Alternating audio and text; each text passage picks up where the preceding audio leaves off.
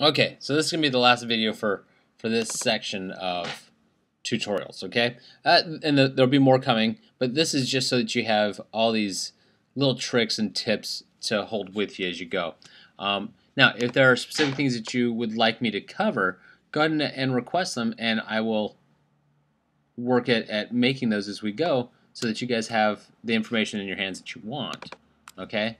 So in this one, I want to go back and I want to talk about the anatomy of our paths and our segments and all that stuff quickly so that you guys have a refresh on that. But then also because we're going to talk about how to select multiple things and how to kind of organize inside our layers panel quickly so that you don't have to worry about getting lost with things. Alright, so I'm going to start with my line segment tool, and I'm just going to draw out a segment. Okay, I'm going to hold down the Shift key so it's constrained horizontally. And when I do that, I'm going to give you a little bit darker stroke so you can see it. And maybe I'll make this stroke a bit bigger. But remember what we have here is we have our path, all right? And then we also have our anchor points, which show up with our smart guides at either end. Okay, so it's the path with two anchors that define where it's at.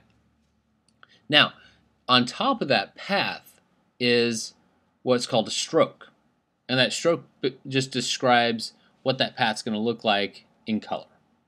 Okay, and that's why we can just change it by quickly going up to the stroke menu here and then grabbing whatever color, green or brown, purple, okay, whatever we like.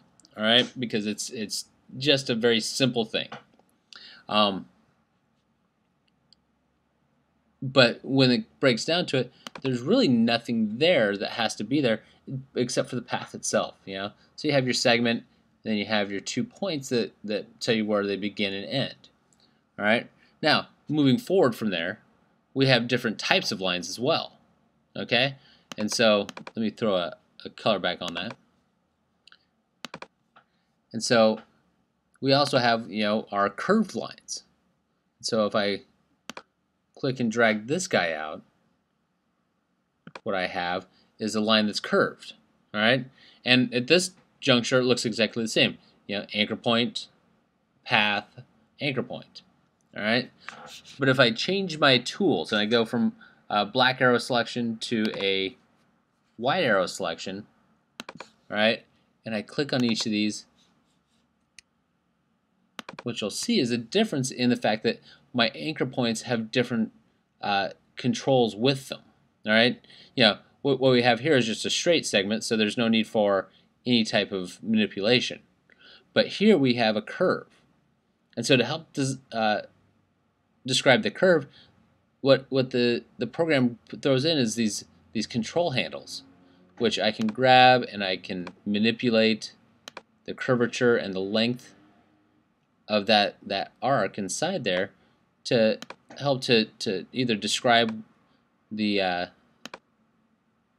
what it is I'm trying to create. Oops, I clicked off of it there. Or to better line it up with my other features. All right, and it's nice because I can pull these up. I can flatten them out. I can invert the character of the curve. Create that guy. Make this smaller. Make it more steep.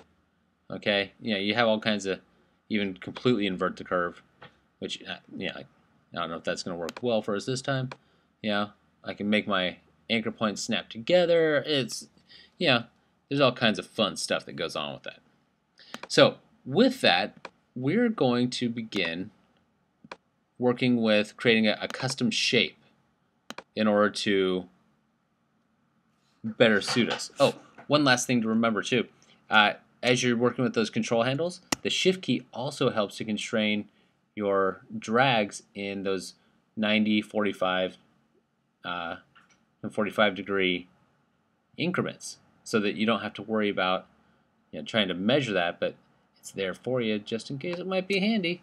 And I'm going to guarantee you that at some point it's going to. So remember that you can use that in order to help create things in an easier manner. So I'm going to get rid of this little thing I just created here. So I'm going to marquee select, and I'm just going to delete. All right, what I want to do is I want to make an ellipse. And it doesn't really matter, I don't need to measure it out just now. Just make a long ellipse. Okay? Because we're going to end up changing it again before it's all said and done. We're gonna first transform it down to the right size, and then we're also going to scale it once we get it around the outside features. Okay? So what I want you to do, I want you to grab your white arrow tool. Okay? And so that's a keyboard shortcut of A. We'll start using that more. Okay? And so what I want you to do is, since it's already selected, let's go up and just select that top anchor point. And you notice that my other anchor points went hollow because now they're not selected. This is the only filled one that's selected.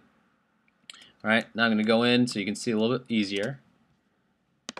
That was Command plus to get in closer. I'm going to grab this handle. I'm going to hold down the shift key, and I'm just going to drag in until I intersect with that anchor point, and then release. And then I'm going to do the same with the other handle. Shift, hold in until I intersect, and release, so I get this teardrop.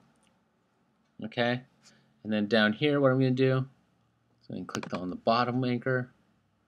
I'm going to click and drag out, hold down the shift key again. Oh, and I'm going to use that smart guide there so that I can line it up with the other edge. I'm going to start from this side again as well. I have shift still held down. That looks good. And then my final, oh, you know what? That might be what I want. What I was going to do is I was going to say, okay, now grab this handle here, drag down till it intersects. Yeah, and give it a little more of a boxy nature, but you know, I kind of like that curve at the bottom. So what I'm going to say is, let's leave it here like that. All right.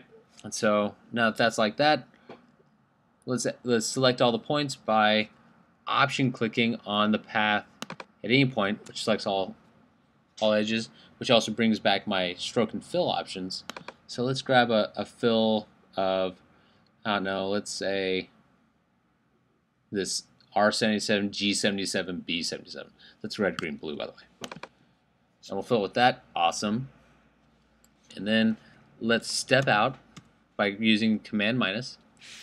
And then I'm going to use the space bar so I can get my hand tool up. That way I can see the illustration too. Now I can already tell this is going to be too big. So let's grab our selection tool, the black arrow, by pressing the V key, and that automatically brings up my bounding box, which is a convenience to me.